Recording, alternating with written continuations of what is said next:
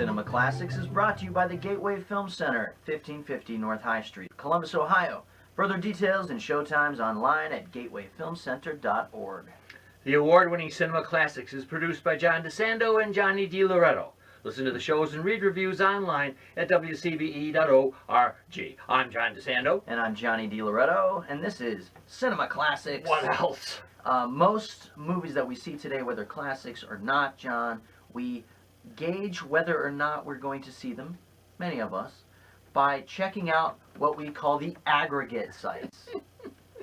Rotten Tomatoes, Metacritic. These are film critics. Do you know, I mean, I think everybody knows what Rotten Tomatoes is. I'm not sure. Do you know what...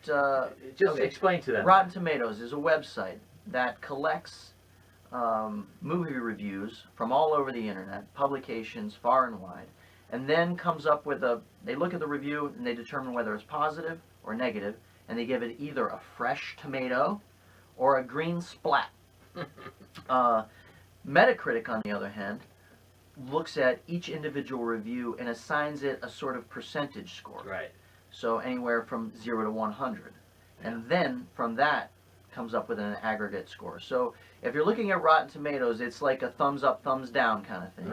And if you're looking at Metacritic, it's a more even-handed kind of, you get a better sense perhaps of the overall critical consensus. Now we can be found on the Central Ohio Film Critics Association website, where our reviews will be, and I have frequent entries in the Internet Movie Database, IMDb, under their external reviews. Okay. People still use that? Yeah, I do. Okay. But it's not the same, is it? What? Is it similar to Rotten Tomatoes? Is that what Well, it's not aggregated. Okay. It's just simply, you could, for any movie, have 100 of us giving reviews. Right. But I think if you don't want to be influenced by the Rotten Tomatoes score, but there's even a score on IMDb. But I think you open up with something that I believe. For instance, for me, if I'm just going to see a movie, I want to have an idea what I'm going to see. Right. So I will go to one of these critics whom I really like. For instance, I go to Slant magazine, online magazine, because they're really tough. Yeah. And if I can see 3 or 4 stars on there, I think that may be a film I want to see. Now, see, you have hit upon what I think what every movie fan should be doing, or whatever movie lover, smart moviegoer should be doing. Don't look at the aggregate sites. Yeah.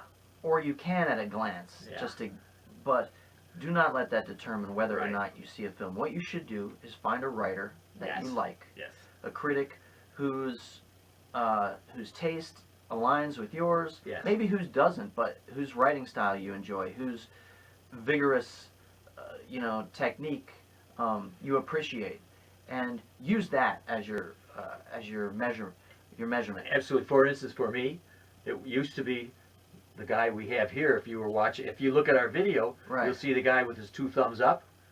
Roger Ebert. We have to blame for this whole this whole thumbs up, thumbs down. First of all, Ebert and Siskel came from a background of writing. These guys wrote. They didn't assign grades to things or thumbs up and thumbs down.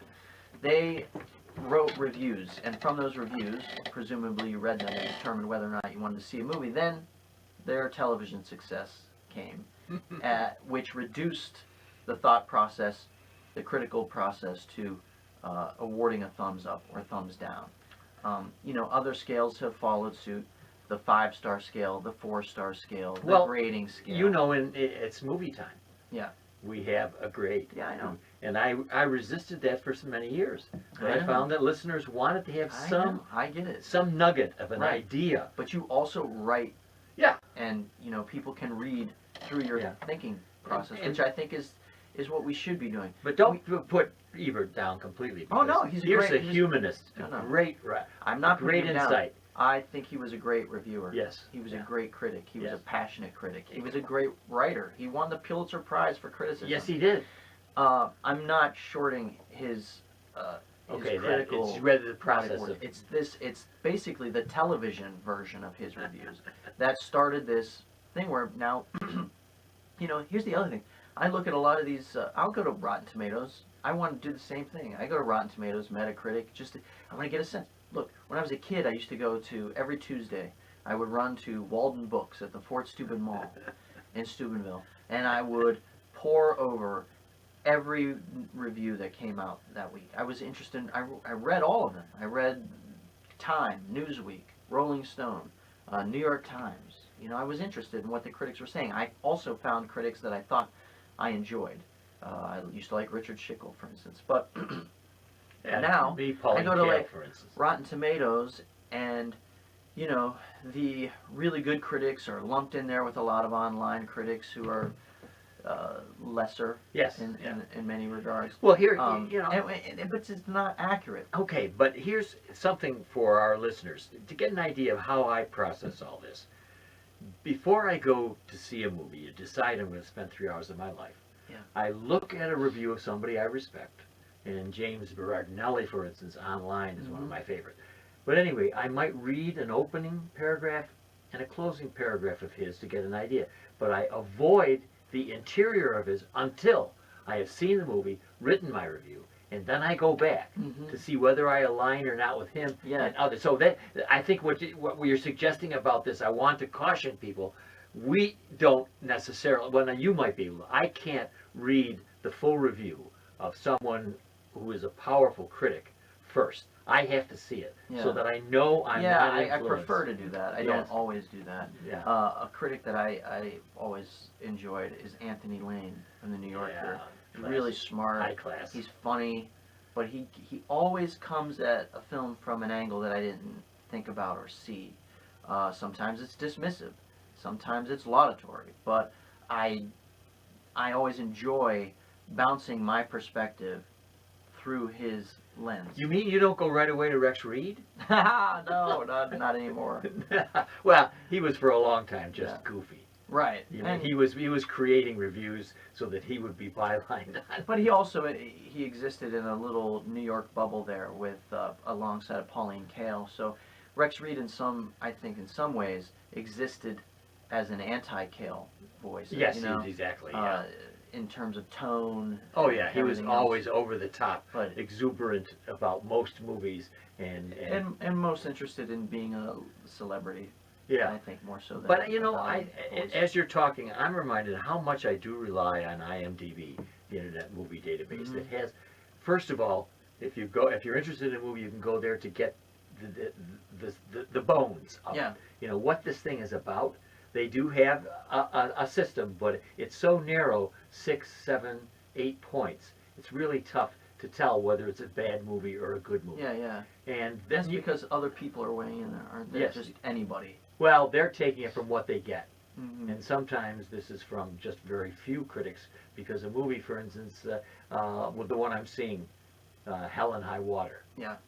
There are no reviews on it. Nobody's seen it. But I've heard a buzz. Aren't there? No.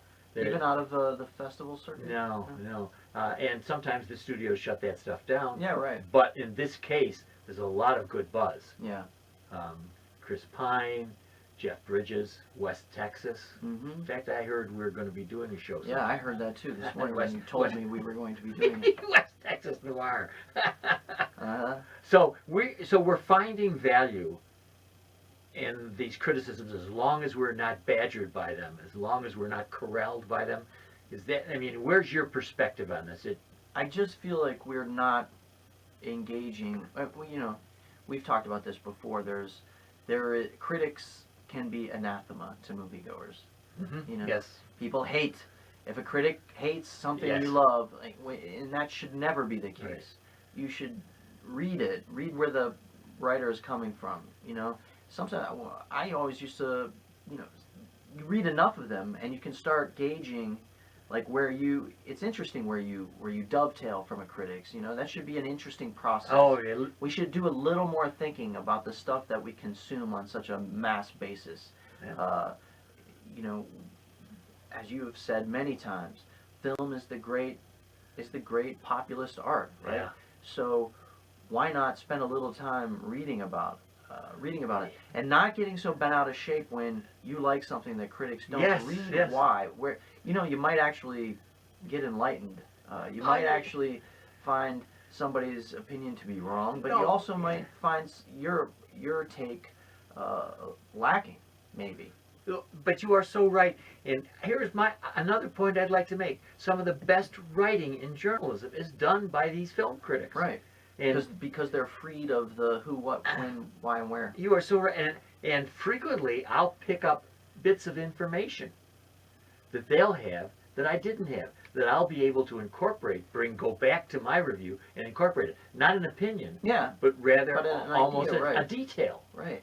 Or an allusion to another film that I Mhm. never thought of. Exactly. Or a filmmaker. Yeah. Or even sort of a cultural perspective that you might not have thought of, or a historical point, or there's some, that's why it's fun to read multiple reviews. Yes. But it might get to. I always thought I used to love the Leonard Maltin guide. Yes. When I was a kid, Oh, when I was a young Bible. Yeah, that thing was so helpful to me. I found eventually, looking through the films and circling the ones I wanted to see, checking off the ones I had, that I could pretty much guarantee that if Leonard Maltin gave a film 2.5 stars, I would like it more than a film he gave 3 stars. Oh, all right. That's the kind of getting in tune with a critic I'm talking about. Well, I used to go to video stores, which you Yeah. began your career, Right, uh-huh. and I would take my Maltin, but I wouldn't pick up anything that wasn't 3 stars.